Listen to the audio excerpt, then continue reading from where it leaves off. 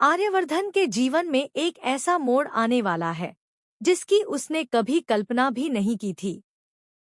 आने वाले एपिसोड में पूरी कहानी एक ऐसे तूफान की तरह पलटेगी जो न सिर्फ आर्यवर्धन और अनु के रिश्ते को नए मुकाम पर ले जाएगा बल्कि घर की पुरानी गलतफहमियों, पुराने जख्मों और अनकही सच्चाइयों को भी सामने लाएगा। सब कुछ तब शुरू होगा जब आर्यवर्धन को अचानक पता चलेगा कि मानसी ने गायत्री के कानों में अनु के बारे में तरह तरह की झूठी और भड़काने वाली बातें डाली हैं। मानसी की इन बातों ने गायत्री के मन में अनु के लिए एक अजीब सी नाराजगी, गलतफहमी और दूरी पैदा कर दी है। जब यह सब आर्यवर्धन तक पहुंचेगा तो उसका दिल बेचैन हो उठेगा। वह सोचने लगेगा कि यह कैसी परिस्थिति बन गई है।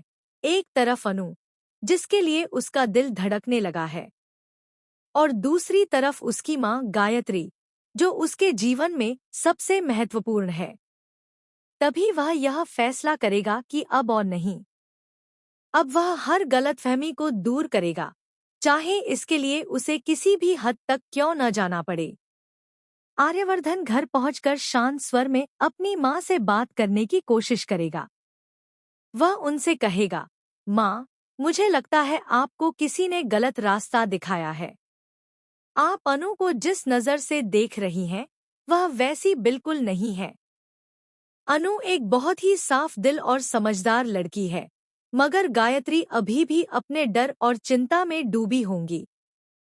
वह हल्की सी झुंझलाहट और माँ की ममता से भरी आवाज में कहेंगी, आर्या, तुम नहीं समझते। मैं सिर्फ तुम्हारी फिक्र करती हूँ। तुम कब तक यूं ही अकेले रहोगे? मैं चाहती हूँ कि तुम्हारी जिंदगी में कोई ऐसा आए जो तुम्हारा साथ निभाए, जो तुम्हारी पत्नी बने, जो इस घर की बड़ी बहू बने।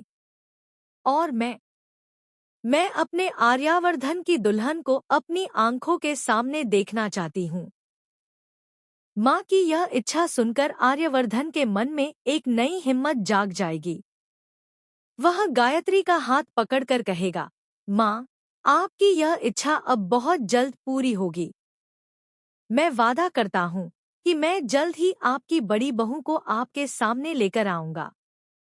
यह सुनकर गायत्री एक अनकहे सुकून में डूब जाएंगी, लेकिन उन्हें इस बात का अंदाजा तक नहीं होगा कि जिस लड़की को वह नापसंद करती थी, वही जल्द उनकी बहू बनने वाली है।